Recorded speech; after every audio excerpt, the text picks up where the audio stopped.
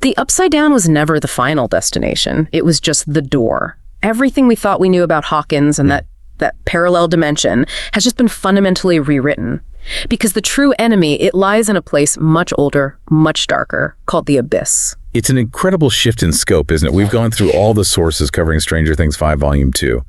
And the mission for you listening is to walk away fully informed about just how high the stakes have become. We're going to be decoding these massive lore drops, what the Upside Down actually is, Vecna's final terrifying plan, and how the kids' emotional journeys are setting the stage for the end. Okay, let's jump right in with the dimensional geography, because this changes everything. For years, we thought the Upside Down was it, the main danger. Now we're learning it's really just the hallway. So what is it? According to these final sources, what is the Upside Down?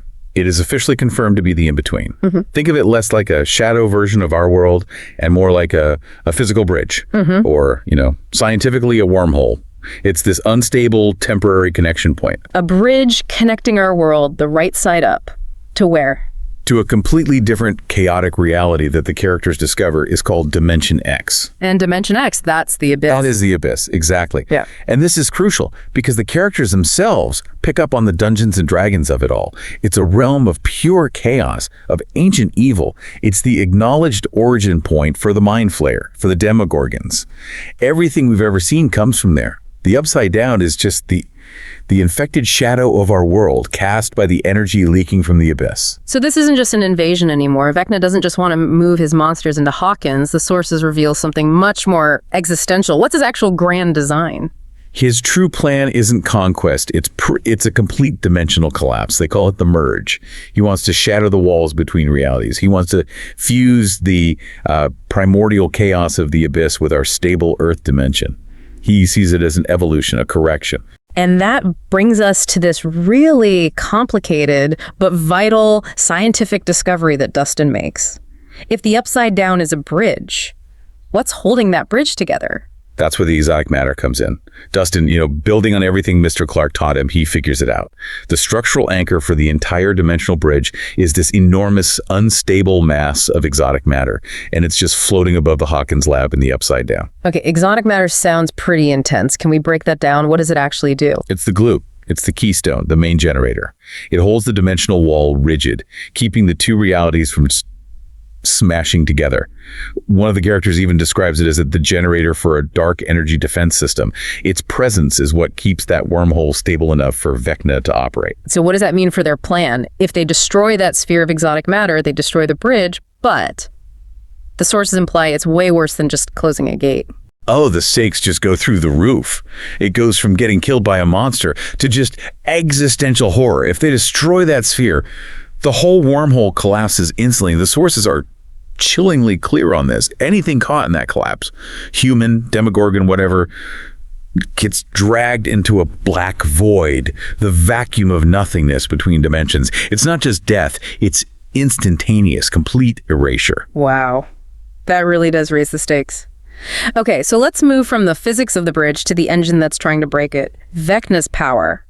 This leads us right into the dark history of Project Indigo and why he took those 12 children. Right, because he's not just killing them for a ritual, he's leveraging them. He abducted those 12 kids to use them as psychic anchors.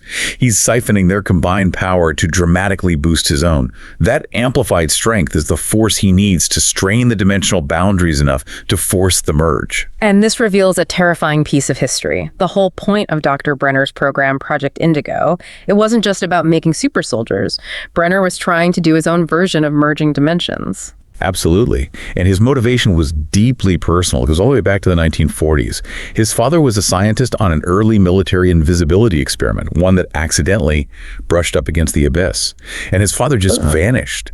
Brenner wasn't just cruel. He was trying to weaponize this power to solve that mystery, to find his father. That is a tragic irony. But the most disturbing reveal, the one that connects all the kids, is the bloodline. Vecna Henry Creel is the original source of their powers. It's confirmed. When Henry Creel was first exposed to the Abyss as a child, after that encounter with the scientist in the cave, his blood was fundamentally altered. on a molecular level. That exposure, combined with his trauma, is what unlocked his psychogenic ability. And Brenner used that. He did. He secretly used Henry's altered blood to artificially inseminate women in the MK Ultra program, like Terry Ives, Eleven's mother. So 11 and the other kids are, genetically speaking, they're his children. His bloodline, designed by Brenner. Which makes 11 the ultimate target, not just for Vecna, but for Dr. K. Linda Hamilton's character. She's trying to restart the program. Exactly. Dr. K and the military are hunting 11 because her blood is the most stable, the most potent. It's the final key to creating a weaponized psychic army. They think they can use it to control Demogorgons, turn them against their enemies. It's heartbreaking. As long as 11 is alive, the government will never stop trying to exploit her bloodline to weaponize those gates. And this brings the entire conflict crashing down into the emotional battlefield. The fate of the world doesn't just hinge on science or bombs. It's about the kids confronting the very things Vecna feeds on. Let's talk about them, starting with Max. Max's situation is just tragic. She's physically awake, but she's severely disabled. She's sensory dulled, partially blind, but her recovery arc is key. She has this stunning realization that her famous escape from Vecna, the power of running up that hill, it was never really about the music. So what was it if the music was just a catalyst? It was always her internal connection, specifically with Lucas.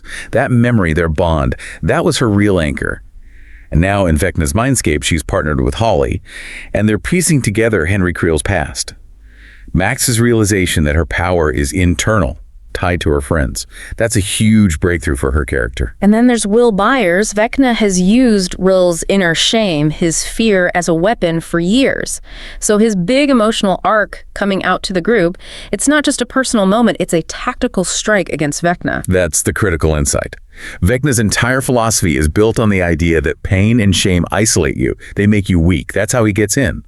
So by Will embracing his identity and his friends accepting him, he directly weakens Vecna's whole psychological doctrine. So it's not just a personal victory, it actively disarms Vecna's main weapon. Precisely. It gives him more control over his hive mind connection.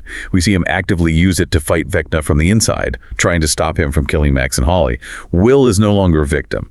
He is a key attacker in the psychic war. And finally, we have this horrible dilemma from Kali, Eleven's sister.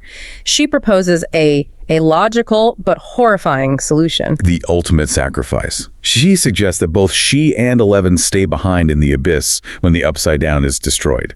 And her rationale is just starkly logical. If they remove their superpowered blood from the world entirely, they permanently end Project Indigo. They end Dr. K's pursuit, and they end anyone's ability to replicate the gates ever again. So 11 has to choose between her dream of a normal life with Mike and the permanent global safety that only their complete absence can guarantee. It's a cosmic choice. It is. And it underscores why Dr. K is so desperate.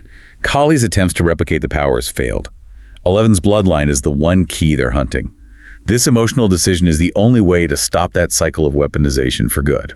Let's pull all this together. The final plan outlined in the sources. It's a coordinated, multi-point assault. And it really feels like a suicide mission for at least one of these teams. The sources detail 4 simultaneous objectives. Okay, so first, the team storms the military compound to get a secure re-entry point into the Upside Down. Second, the psychic heavy hitters, 11, Kali, and Wilde, launch a direct ambush on Vecna in his mindscape, using the deprivation tank from the Hawkins lab. And the physical mission. The rest of the crew, Mike, Dustin, Lucas, they climb the radio tower. Their plan is to get to the exotic matter sphere during the most unstable moment, the merge itself, which is just terrifying. They're trying to enter a collapsing dimension. And finally, the bomb Mike design has to be planted on that sphere to collapse the whole brig. And yet, despite all this focus on Vecna and Henry Creel, there's still the shadow of the Mind Flayer. The sources strongly suggest Vecna is not the final boss. All the evidence points to it. The shape of Vecna's lair, the D&D references, the sheer scope of it all. Vecna is the powerful, tragic Darth Vader character, but the Mind Flayer is the Emperor, pulling the strings. Yeah, it's described as this dimensional world eater. Its goal is way bigger than Hawkins. It absorbs the life force of entire dimensions to grow stronger. Vecna is just executing its plan, thinking Dimension X is a better world. A lie. The Mind Flayer probably manipulated him into believing when he was just a kid. It's the final twist, isn't it? The true enemy is psychological. They're fighting a gaslighting victim who became the most dangerous puppet in the universe. We have moved so far beyond just closing a gate in Hawkins. We understand the vast, chaotic geometry of Dimension X, the role of this volatile, exotic matter, and the conflict is now psychological warfare, centered on Henry Creel's blood and Eleven's origins. This deep dive confirms that every single element, from a kid's blood type to a D&D reference, was a necessary piece of the puzzle. In that context, it changes everything about the final fight. If the Mind Flayer gaslighted young Henry Creel into becoming Vecta, then maybe the key to victory isn't Eleven's raw power. Maybe it's not Mike's bomb. It might be entirely psychological. So I'll leave you with this. What stands out to you as the most dangerous weapon in play? Eleven's strength, or Will's unique ability to use their shared connection to reach the small, traumatized boy still trapped inside Vecna and force a confrontation, a breakdown, or maybe even a redemption. If you enjoy this video, please like, share, subscribe and hit the bell to the later update from my channel. Thank you for watching till the end and see you in the next video.